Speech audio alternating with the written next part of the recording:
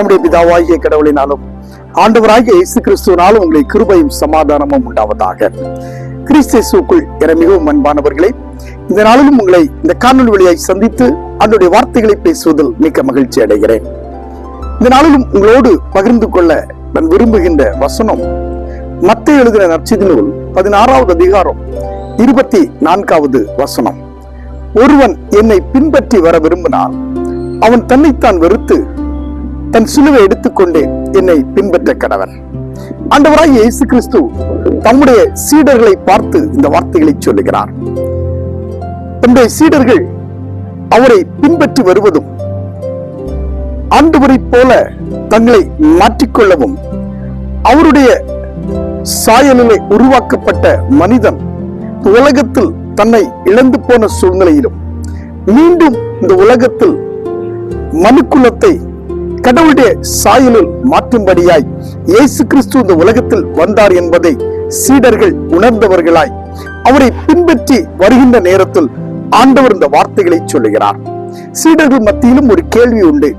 அவரை பின்பற்றி வருகிறதுனால் எங்களுக்கு என்ன பிரயோஜனம்? இந்த கேள்விக்கும் ஆண்டவர் பதில் சொல்லுகிறார்.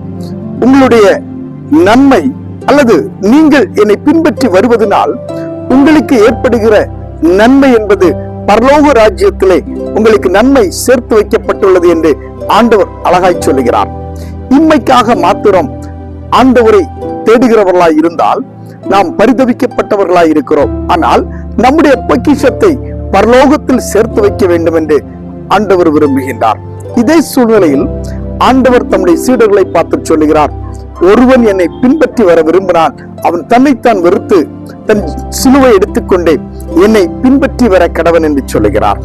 குறிப்பாக நாம் ஆண்டவரை பின்பற்றுகின்ற பொழுது அவரை போல நாம் மாற வேண்டும்.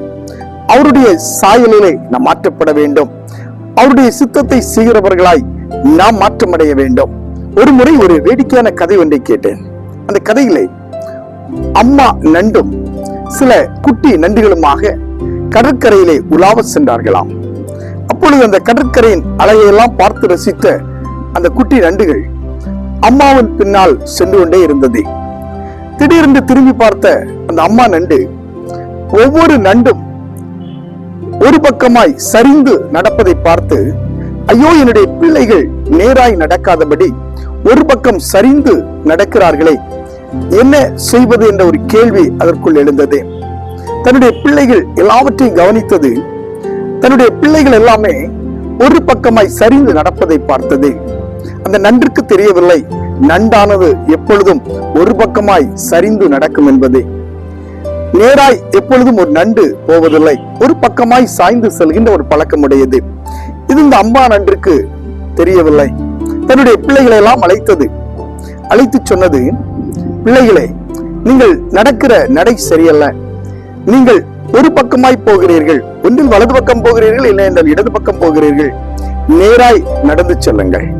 இதை பார்த்த பிள்ளைகள் சரி அம்மா சொல்வதை போல் நேராய் நடப்போம் என்று நடந்து பார்த்தார்கள். அவர்களை அறியாமலே ஒரு பக்கமாய் சரிந்து செல்ல ஆரம்பித்தது. அம்மா நண்டு அழுது கொண்டே சொன்னது, இப்படி அல்ல, நேரா நடையுங்கள் என்று சொல்லி பல முறை சொல்லி பார்த்தது, கத்தி பார்த்தது, அழுது பார்த்தது. இந்த பிள்ளைகள் எல்லாம் யோசித்தார்கள். அம்மாவை பார்த்து சொன்னார்கள், அம்மா, நாங்கள் எப்படி நடந்தாலும் ஒரு பக்கமாய் சரிந்து செல்லுகிறோம். எப்படி நேராய் நடக்க வேண்டும் என்று எங்களை கற்றுத்தாருங்கள். அதன்படி நாங்கள் நடக்கிறோம். உங்களை பின்பற்றி நாங்கள் வருகிறோம் என்று சொல்ல, அம்மா சொன்னது, என்னை பார்த்து நேரே நடந்து வாருங்கள் என்று சொல்லி வேகமாய் நடக்க ஆரம்பித்தது. தன்னுடைய மனதிலே தான் நேராக செல்கிறேன் என்ற எண்ணம். ஆனால் ஒவ்வொரு முறை அது நேராய் நடக்கின்ற பொழுதும் அது ஒரு பக்கமாய் சாய்ந்து சென்று கொண்டே இருந்தது. அப்பொழுதுதான் அம்மா நண்டு யோசித்தது, நண்டுகளின் சுபாவம் ஒரு பக்கமாய் செல்வது. அது எப்படிதான் முயற்சி செய்தும் அதை சரி செய்ய முடியவில்லை. எனக்கு அன்பானவர்களே, மனித வாழ்வும் இப்படிதான். ஆண்டவரை பின்பற்றி நடக்க வேண்டும் என்று யோசிக்கிறோம். எப்படிதான் பின்பற்றி நடந்தாலும் நம்முடைய மனித சுபாவம் நம்மை சார்ந்து கொள்ளும். அப்படி சார்ந்து கொள்கின்ற பொழுது நம்மை அறியாமலே நம்முடைய சுபாவத்திற்குள் செல்லுகிறோம். இப்படி நம்முடைய சுபாவம் நமக்குள் வருகின்ற பொழுது கடவுளுடைய சாயலை நாம் இழந்து போகிறோம். ஆகவே இந்த நாளிலே ஒரு தீர்மானம் எடுப்போம். எந்த நிலையிலும் என்னுடைய சாயலோ இல்ல என்னுடைய சுபாவமே அல்ல, கடவுளுடைய சுபாவத்திலே அவரோடு கூட நடக்கிற அந்த அனுபவத்தை நான் பெற்றுக்கொள்ள வேண்டும். இயேசுநாதரை பின்பற்றி நடக்கிற நான் இயேசுநாதரை போல வாழ்கின்ற அந்த அனுபவத்தை பெற்றுக்கொள்ள வேண்டும். அவரை மாதிரியாய் கொண்டு அவரை போல் வாழுகின்ற அந்த அனுபவம் எனக்குள் இருக்கின்ற பொழுது நான் எப்பொழுதும் நேர்த்தியாய் வாழ்வேன், ஆண்டவரை போல் இருப்பேன் என்ற அந்த நம்பிக்கையை நாம் பெற்றுக்கொள்ள வேண்டும். ஆகவே இந்த நாளிலே ஒரு தீர்மானம் எடுப்போம். ஆண்டவரை போல நானும் வாழ வேண்டும், அவரை போல நானும் முன்னேறி செல்ல வேண்டும்.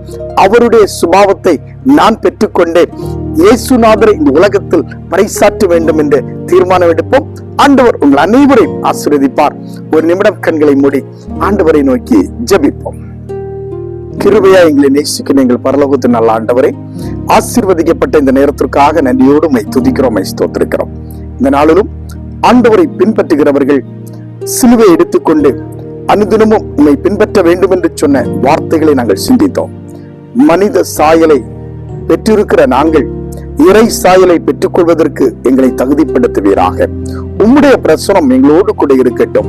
எத்தனையோ நேரங்களிலே உம்மை போல் வாழ வேண்டும், உம்மை பின்பற்றி நடக்க வேண்டும் என்று நாங்கள் நினைத்தும் எங்களுடைய மனித சுபாவத்தை நாங்கள் மேற்கொள்ள முடியாதபடி மனிதர்களைப் போல இந்த உலகத்திற்கேற்ற வேஷத்தை தரித்து நாங்கள் வாழ்கிறோம். அப்படிப்பட்ட நிலைமைகள் எங்கள் வாழ்விலிருந்து மாறி ஆண்டவரை போல நாங்கள் மாறுவதற்கு கர்த்தர்களுக்கு கிருபை செய்வீராக.